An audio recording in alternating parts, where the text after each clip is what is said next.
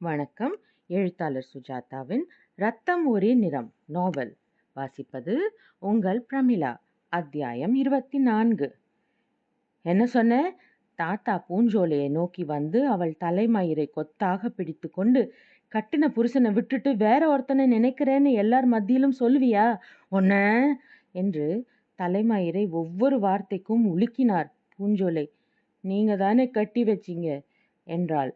நீ ஒப்புத்துக்கல பொட்ட கழுத. அந்த ஆளு செத்துட்டான்னு பொய் சொல்லித்தான் கல்யாணம் செஞ்சு வச்சிங்க. அது மட்டும் நியாயமா? இதுக்கு ஒரு முடிவு பண்ணி போட்டுருங்க தாத்தா. இன்னைக்கு எல்லாம் சாதி வழக்கப்படி செய்திட வேண்டியதுதான். அட இரியா, மனசுல உள்ளதை மறைக்காம சொல்லி போட்டேன், அவ்வளவுதான். மறக்க மாட்டியோ?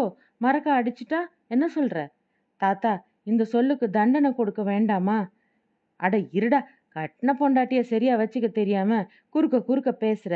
நான் நடக்கிறத சொல்லி போட்டேன். தாத்தா தன்னை விட தாத்தாவாக பல்லில்லாமல் மென்று கொண்டிருந்தவர் அருகில் சென்று, ஐயா கேட்டீங்களா என்றார். எனக்கு ஒண்ணுமே சுத்தமா கேட்கல என்றார் அவர் அலையலையாக.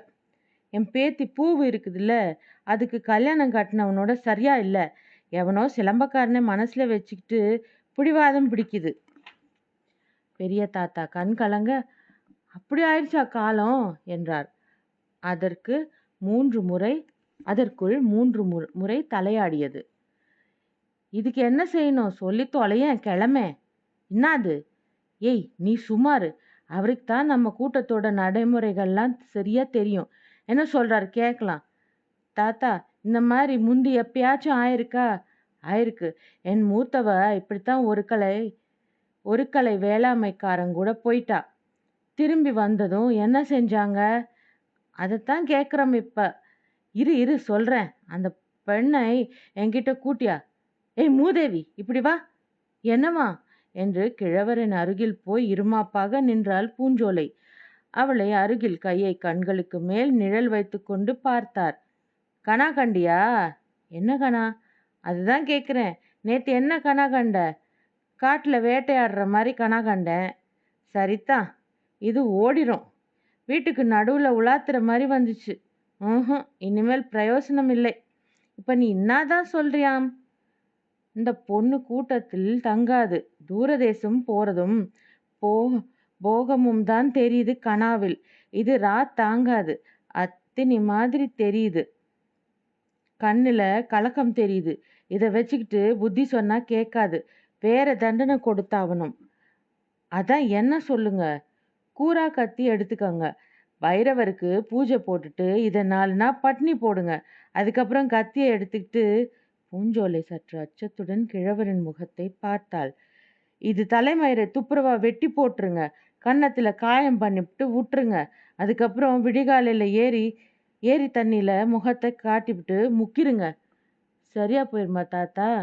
சரியா போயிரும். இல்ல, செத்து போயிரும். நான் மாட்டேன் என்று கூந்தலை தன்னை அறியாமல் பிடித்து கொண்டாள் பூஞ்சோலை. மாட்டேன்னா ஆயிருதோ? வேண்டாம், அந்த ஆளை நான் மறந்துட்டேன். சொன்னா போதுமா? பாட்டன் சொல்றதுல நியாயம் இருக்குது. உன் முகத்துல இத்தனை அழகு இருக்கிறனால தானே நீ இந்த மாதிரி இருமாத்து பேசுற. ஏயா, நான் உனக்கு பொண்டாட்டியா? என் மூஞ்சிய சேதப்படுத்துவியா? இப்ப மட்டும் புருஷனா? தாத்தா, நீங்க சொல்லுங்க. நான் இனி பேசல. இனி எல்லாத்தையும் மறந்து போட்டேன். சும்மா பேசுதுங்க. டேய், இழுத்துக்கிட்டு போங்கடா. கூடாரத்துல வச்சு கட்டிருங்க. சோறு தண்ணி காட்டாதீங்க. கிட்ட வந்தீங்கன்னா கீறிவிடுவேன் என்றாள் பூஞ்சோலை. அவளை இழுத்து செல்ல 4 தேவையாக இருந்தது. எமிலி பெரிய பிரம்பு பெட்டியில் ஒருவித ஒழுங்குமில்லாமல் தன் துணிகளை அடுக்கி கொண்டிருந்தாள். மே மாதத்தின் சூடு அவள் உடம்பெங்கும் சிவப்பு திட்டுகளாக வெடித்திருந்தது. அவளது மெல்லிய விரல்களின் அருகே கொப்புளங்கள் தெரிந்தன. எல்லன் அருகே அவளுக்கு உதவி செய்து கொண்டிருந்தாள். இவன் இல்லையெனில் நானும் வந்திருப்பேன். இரண்டங்கெட்டான் குழந்தையை வைத்துக்கொண்டு என்னால் நாடெங்கும் ஓட முடியாது. எலன், நான் போய்த்தான் ஆக வேண்டுமா? ஏன்? சண்டையை பற்றி பயமா? இல்லை, சண்டை ஏதோ ஒரு விளையாட்டு போலத்தான் இருக்கும். ஜார்ஜ் சொன்னான். அப்படி ஒன்றும் தீவிரம் இல்லை, சின்ன கலகமாகத்தான் இருக்கும் என்றான். போய்விட்டு வா. அஸ்ஸாம் மலைப்பிரதேசங்கள் இப்போது நன்றாகவே இருக்கும். சித்தப்பா நன்றாக கவனித்துக் கொள்வார். எலன், உன்னிடம் ஒன்று கேட்க வேண்டும். என்ன எமிலி? தோட்டத்தில் வேலைக்கார பெண்ணை ஒரு குழந்தையுடன் பார்த்தேன். ஒரு ஆங்கிலேயருக்கு பிறந்திருக்க வேண்டும். எலன் அவசரமாக, அதெல்லாம் அப்புறம் விசாரிச்சுக்கலாம். நீ முதலில் கல்கத்தா புறப்பட்டு போ. இதோ பார், காலரா பெல்ட். இதை அணிந்து கொண்டால் காலரா வராது என்று சொல்கிறார்கள். எதற்கும் இதை வைத்துக்கொள். ஆயிஸ்டர் சாப்பிடாதே. பழுக்காத பழங்களை உண்ணாதே. சீரணிக்க தகாத எதையும் சாப்பிடாதே. எலன், அந்த டாண்டவராயனை வர சொல்லி இருக்கேன். யாரது?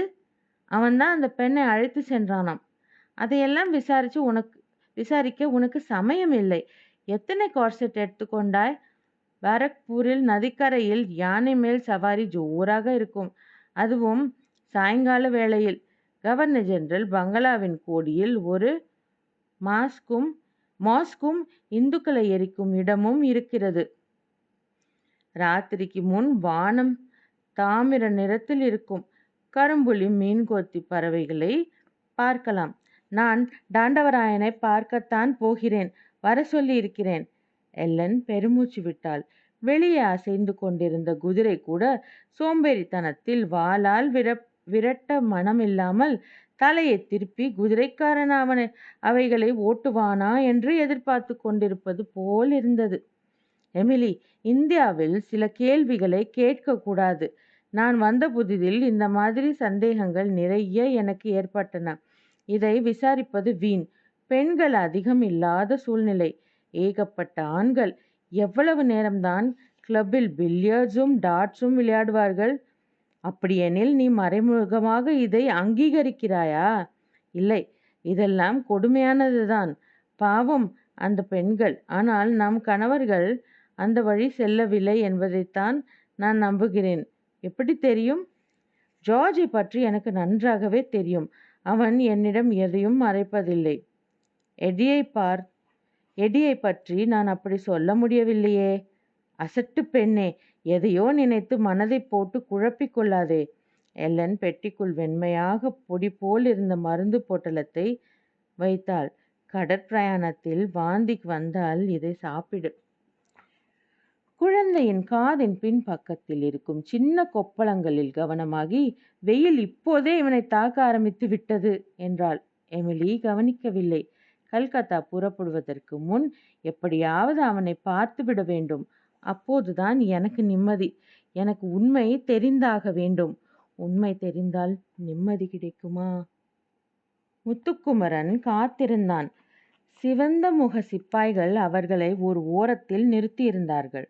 பிரம்மாண்டமான முட்டைகள் போலவும் குறுகிய வாய்களுடனும் இருந்த தண்ணீர் பானைகளில் நீர் நிரப்பச் சொன்னார்கள். தூரத்தில் இருந்தது கிணறு. இடுப்பில் இருந்த கடிகாரத்தை பார்த்து எவ்வளவு சீக்கிரம் நிரப்புகிறார்கள் என்று கவனித்தார்கள். முத்துக்குமரன் கிணற்றுக்கும் பானைக்குமாக விரைந்தான். தூரத்தில் மைதானத்தில் சிப்பாய்கள் சுட பழகி கொண்டிருந்தார்கள். எல்லோரும் வெள்ளைக்காரர்கள் போல் இருந்தார்கள். சிலர் கையில் நீண்ட துப்பாக்கிகளை வைத்து கொண்டு ஓடிப்போய் சப்தமிட்டு கொண்டே சாக்கில் துப்பாக்கி முனை கத்தியால் குத்தி பழகி கொண்டிருந்தார்கள். பந்தலுக்கு கீழ் அவர்களுக்கு ஆவி பொங்க உணவு காத்திருந்தது. சின்ன குழல் போல் இருந்த ஏதோ வாத்தியத்தை அடிக்கடி ஊதினார்கள். முத்துக்குமரன் தன் பானையை விரைவில் நிரப்பிவிட்டான். அந்த இந்திய அதிகாரி சபாஷ் என்று சொல்லி காசு கொடுத்தான். முத்துக்குமரன் உள்ளங்கை காசை வெறித்து பார்த்தான். இப்போ வெள்ளைக்காரங்க வருவாங்க.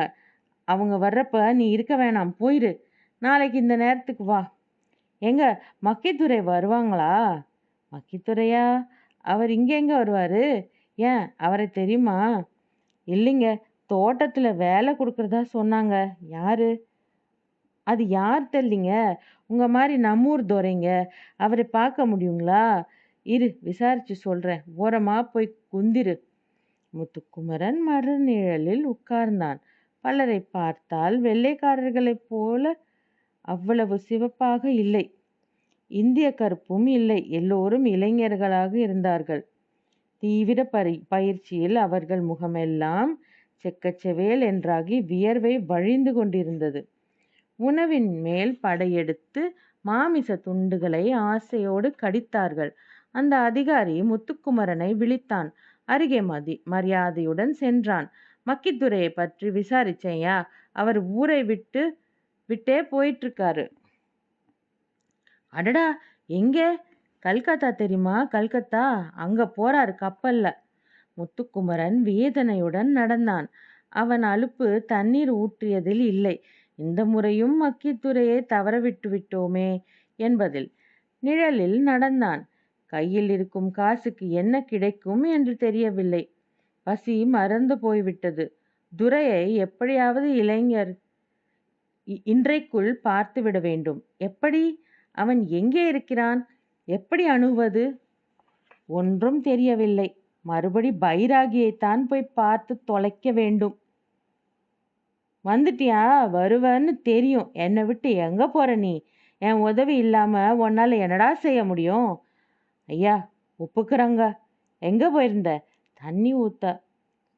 பைராகி அந்த இருண்ட வீட்டில் தனியாக புகைப்பிடித்து கொண்டு படுத்திருந்தார். அந்த பெண்ணை காணோம். அது முத்துவுக்கு சற்று ஆறுதலாக இருந்தது. ஐயா, மக்கித்துரையை பற்றி விசாரிச்சேங்க. அவர் எங்கேயோ கல்லு என்னமோ சொன்னாங்களே. கல்கத்தாவுக்கு கப்பலில் நாளைக்கு போய்கிட்டு இருக்கான் துரை. ஐயா, உங்களுக்கு தெரியுங்களா? எனக்கு எல்லாம் தெரியும்டா. எல்லாம் நான் அதிருஷ்டி. முத்துக்குமரனுக்கு இதை விசாரிக்க நேரம் இல்லாமல், ஐயா, இன்னைக்குள்ள எப்படியாவது துரையை சந்திக்க வச்சிருங்க. இன்னைக்கு முடியாது. நாளைக்குத்தான் அவனை பார்க்க போறேன். நாளைக்கு அவன் கப்பல் ஏறி போயிடுவாங்க. அதுக்கு தான் வழி வச்சிருக்கேன். வா பின்னாடி. எங்கங்க? கேள்வி கேட்காத என்று வீட்டுக்குள் சென்று மர ஏணிப்படிகளில் ஏறினார். அவர் பின் ஏறினான் முத்துக்குமரன். மொட்டை மாடியில் மத்தியான வான நீளத்தில் கடற்காற்று அப்போதுதான் சலனிக்க ஆரம்பித்திருந்தது. பைராகி திறமையாக ஒரு தடுப்பு சுவர் மேல் குதித்து ஏறி முத்துவையும் ஏற்றி வைத்தார். அதோ பாரு, தூரத்தில் கரும்பச்சை படுகையாக கடல் புரண்டு கொண்டிருக்க, கடற்பறவைகள் அவ்வப்போது வெளுப்பாக மின்ன, இடது பக்கத்தில் பாரு. என்னது? கப்பலுங்க. அதில் தான் வெள்ளைக்காரங்க போக போறாங்க. முத்துக்குமரன் லேசாக ஆடிக்கொண்டிருந்த அந்த வெண்ணிற கப்பலையும் அதன் குறுக்கு கம்பங்களையும் சுருட்டப்பட்டிருந்த பாய்களையும் பார்த்தான். பெருசா இருக்குதுங்களே, அதுல போறியா? நானா? ஆமா, நீதான். இல்லை உங்க அப்பனா? உனக்கு தான் ஏற்பாடு பண்ணி வச்சிருக்கேன். இன்னைக்கு ராத்திரி இருட்டினதும் கட்டுமரத்தில் அழைச்சிட்டு போய் அதில் உன்னை ஏற்றி வச்சிட சொல்லியிருக்கேன். பேசாம போய் பதுங்கிக்க. காலையில் புறப்பட்டுருவாங்க. துரை பொண்டாட்டி கூட போகிறான். நான் ராத்திரியே கப்பல் மேல் தளத்துக்கு நிலா பார்க்க வருவான். பின்னாடி இரு, தீர்த்துரு. என்னால் முடியுங்களா? ஏய், உனக்கு எதுக்கு அந்த வெட்டு சொல்லி தந்திருக்கேன்? எதுக்கு நீச்சல் சொல்லி கொடுத்துருக்கேன்? ஒரே குத்து, அப்படியே கடலில் பாஞ்சிரு, அவ்வளோதான். என்ன, தயாரா என்றார். இத்துடன் 24வது அத்தியாயம் நிறைவடைகிறது. நாளை 25வது அத்தியாயத்தில் சந்திப்போம். வணக்கம்.